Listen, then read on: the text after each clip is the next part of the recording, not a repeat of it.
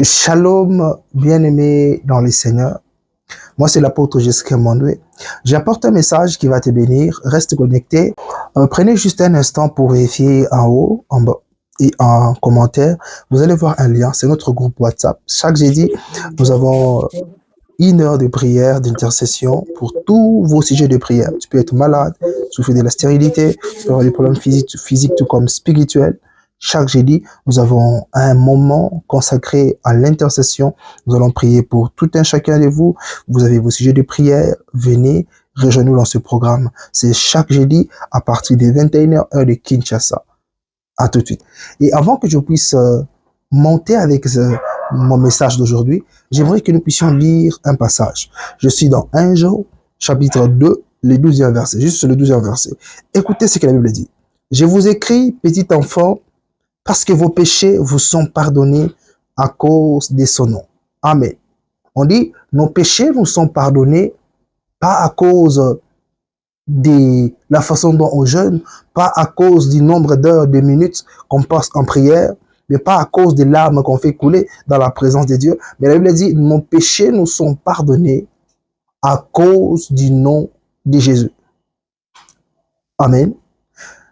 Aujourd'hui, je te parle sur le pardon. L'Esprit de Dieu m'a envoyé te parler sur le pardon, un message important qui va te permettre, mais qui va te permettre d'expérimenter la grâce de Dieu, voir la délivrance dans ta famille, la délivrance dans tes activités, la délivrance dans beaucoup de choses. Vous savez, aujourd'hui, on ne s'est pas donné la place du pardon dans nos cœurs.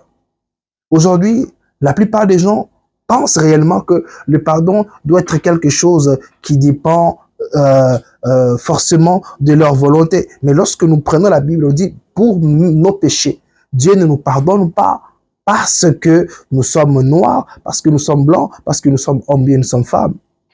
Dieu nous pardonne premièrement à cause du nom de Jésus-Christ. Et si on regarde bien, vous savez, l'œuvre de la croix, c'est l'exemple par excellence du pardon de Dieu fait à l'humanité.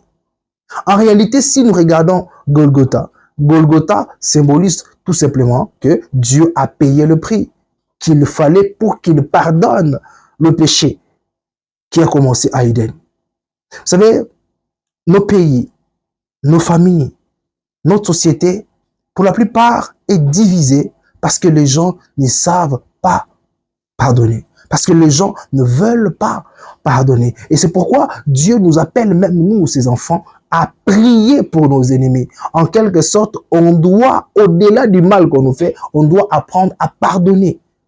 Quand on dit prier pour vos ennemis, la Bible ne dit pas que vous priez seulement, vous ne savez pas parler. Non, Dieu nous appelle à prier pour nos ennemis dans l'idée de nous amener à pardonner, à ne pas garder les autres prisonniers. Puisque le pardon, c'est un don que Dieu nous a donné. Le pardon a la capacité de briser même le chêne. Le pardon a la capacité d'accorder la paix. Vous savez même la différence entre le monde d'aujourd'hui et le paradis où nous désirons tous aller, c'est le fait que le paradis, c'est un monde que seuls le pardonné vont y accéder. Alléluia. Même pour aller au ciel, il faut que Dieu te pardonne. Donc j'aimerais juste interpeller quelqu'un, une femme, un homme. Je ne sais pas quel est l'état de ta famille, quel est l'état de ton cœur. Ça peut être, tu peux être la victime, ou tu peux être la personne qui est devenue une pierre d'achoppement pour les autres. Dieu est venu, m'a envoyé dire à quelqu'un, le pardon doit retrouver sa place dans ton cœur. Le pardon doit retrouver sa place dans votre famille. En réalité, Dieu sait que le monde où nous vivons n'est pas parfait. Mais le pardon nous permet de vivre une vie normale, de vivre une vie loin des tumultes, loin des querelles. Certaines querelles nous atteignent des fois, nous en tant qu'enfants de Dieu, nous en tant que chrétiens, parce qu'on ne sait pas donner la place au pardon. Et si tu pardonnais à la personne qui t'a fait du mal? Et si tu appelais les autres à vivre dans le pardon? Vous savez, il n'y a pas de paix sans pardon. Que ce soit dans nos pays, que ce soit dans nos entreprises, que ce soit dans nos maisons, il n'y a pas de paix sans pardon. Nous devons apprendre à nous pardonner. Lorsqu'on pardonne, ce n'est pas parce qu'on est faible d'esprit. Quelqu'un qui pardonne, il comprend quelque chose de très important. Si tu pardonnes aux autres, Dieu aussi va te pardonner. Vous savez, même le pardon de Dieu est conditionné à un certain moment. Tu dois apprendre à pardonner. Nous devons quitter cette sphère où nous vivons pour lancer des pics aux autres. Cela démontre en suffisance que le pardon n'existe plus dans les cœurs de plusieurs. Et l'Esprit de Dieu veut que nous puissions ramener les pardons dans nos cœurs, que nous puissions ramener les pardons dans nos familles.